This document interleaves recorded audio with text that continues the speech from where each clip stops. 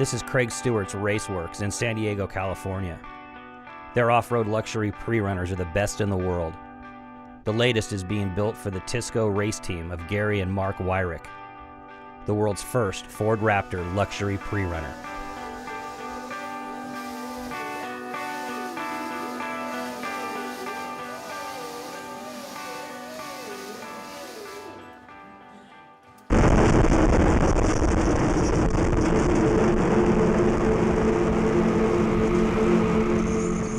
I don't think people around the world understand what a luxury PreRunner really is and what they're capable of doing.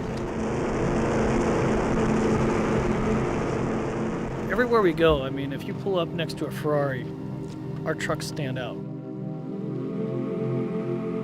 I mean, they're incredible machines. They're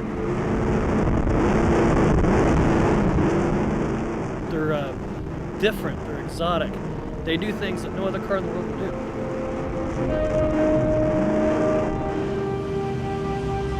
In Santee, California, Stewart's RaceWorks believes 2 is always better than 1.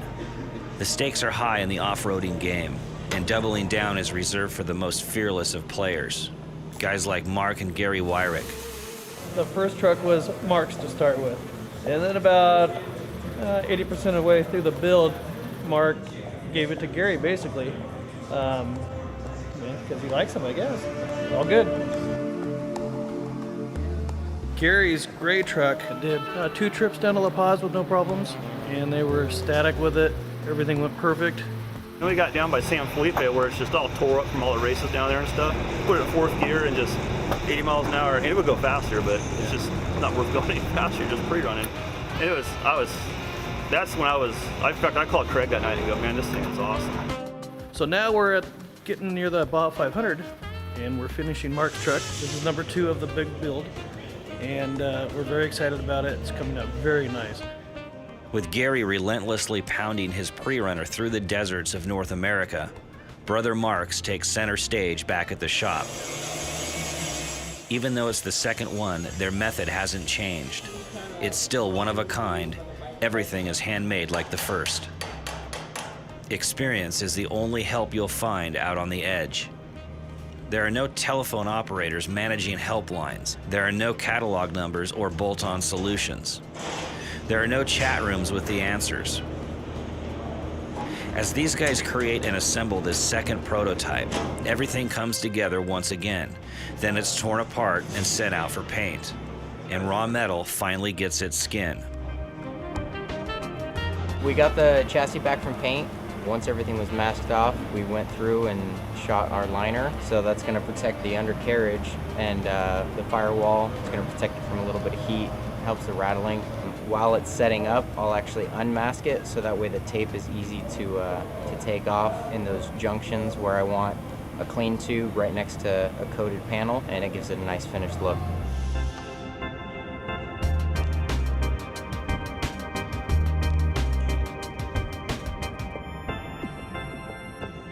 These are all the pre-built main harnesses that I pre-made for the truck. So they're the gist of everything that's going in, and then I will terminate everything to like switch panels, breaker panels, and all of that after it's in. But I could pre-make everything based on the other truck, and then everything will kind of go in and be the same. We use this for sound deadening, helps with the noise vibration. You don't get any of that tin can effect, and it resists heat up to about 500 degrees. And you can see on here, it completely deadens any tinning that would happen. This is our front air conditioning unit. Both front and rear have climate control. We're going to have 2 ducts come out right here on each side of the this center Motec GPS unit. So we're going to be pumping cold air out here, and then our rear AC is mounted behind the back seat, and that's going to pump air out through the top of the cab so that way it circulates the whole cab.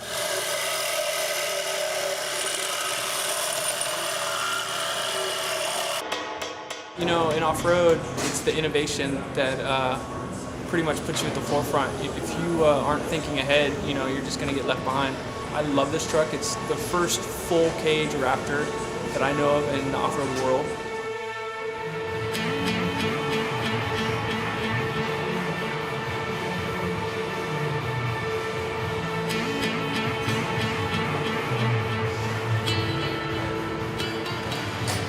Yellow is the new gray, Lamborghini yellow to be precise.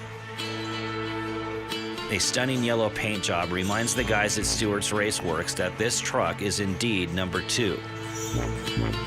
The same in every way, but with a signature all its own. They've managed a complete assembly while avoiding an assembly line. The truck is tested and focused without standardized tests or focus groups. Innovation and adventure have, for the moment, replaced procedure and tradition.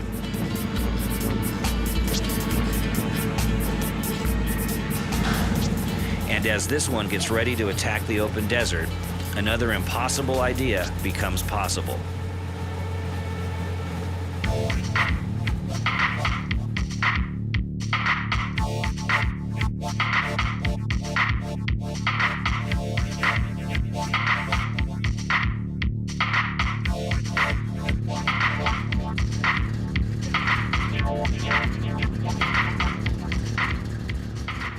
When I was young, I worked for a guy named Johnny Johnson. He and my dad, Ivan Stewart, probably had the first real pre-runners ever in the industry. Well, I built the one for Johnny Johnson, and then I maintained the one for my dad for years. So I guess I've been around them my whole life. It's a kind of a, my passion, I guess you want to call it. I really like doing real quality cars. Because the race cars get kind of heavy duty, brutal kind of a beast, where these are more creative, I guess.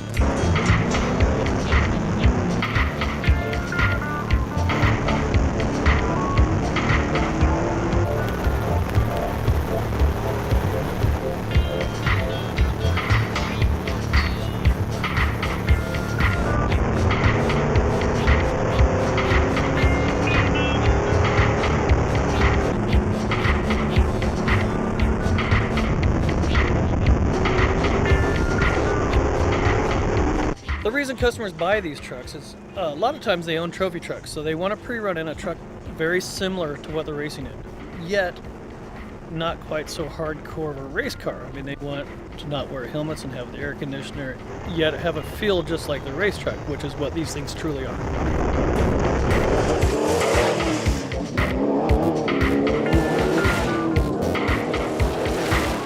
Basically a true trophy truck, 2-frame chassis, 600 horsepower, 600 foot-pounds of torque, 26 inches of wheel travel in the front, 32 in the back.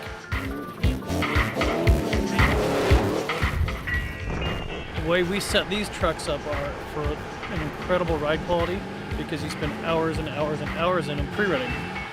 We also put in leather interiors and air conditioning and sat phones and GPSs. The trophy truck is definitely a lot rougher. I mean, it really knocks you around. Where getting in this is just, it's like being in a car. It's smooth, it's amazing.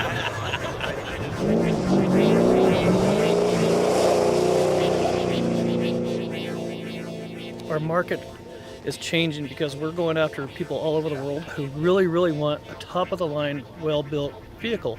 I mean, there's tons of people who just really, really respect and love cars, and this is one of the very, very best made on earth.